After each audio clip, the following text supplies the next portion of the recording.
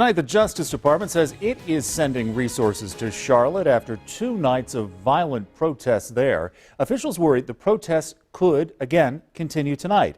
The WSBA national correspondent Mark Meredith live in our Washington newsroom with the very latest on how federal officials are reacting. Mark.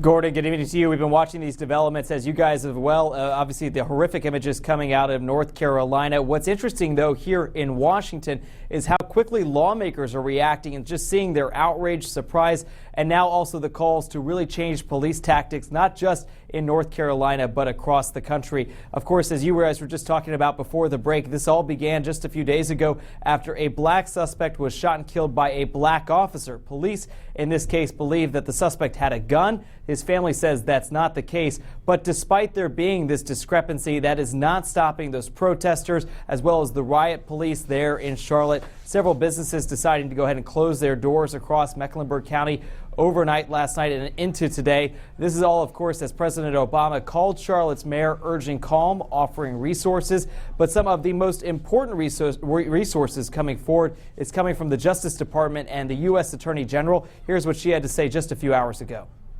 Now, the details of what happened last night are still under review by local authorities. But today, the Department of Justice is sending 4 members of our Community Relations Service to Charlotte.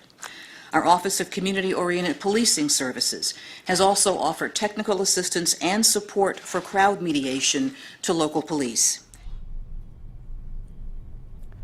But that's not enough for some lawmakers, including members of the Congressional Black Caucus. You can see there outside the Department of Justice. They decided to hold a small protest while also delivering a letter to the AG saying that this has to change nationwide. But there is not any specifics yet of any new legislation that would be coming forward to Congress, and that's not likely to happen between now and the election. One thing that we're going to be watching closely, though, whether or not this debate over releasing the body camera footage of the shooting incident, whether or not the debate is going to shift. Police have said, Gordon, that they don't want this released, but just within the last hour, we saw at least one senator, one from South Carolina, saying that needs to change if they're going to have any effort to be transparent. Gordon? Yeah, that debate happening in state legislatures too, Mark.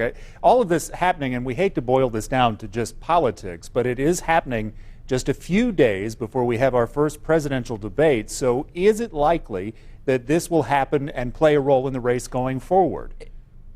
It really is interesting. I don't see how it couldn't, because as you mentioned, the first debate, Gordon, just a little less than a week away, Monday night up in New York. Donald Trump talked a little bit about it today. He had a rally in Pittsburgh. He said that he would even consider doing the stop and frisk technique. That was something that happened in New York back a few years ago. That is no longer in practice. That was ruled illegal. But he was saying he would consider doing that.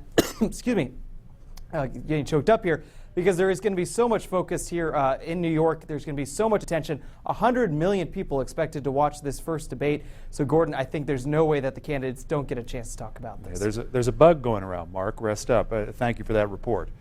A new study on roads is bound to make South Carolina drivers wonder what is going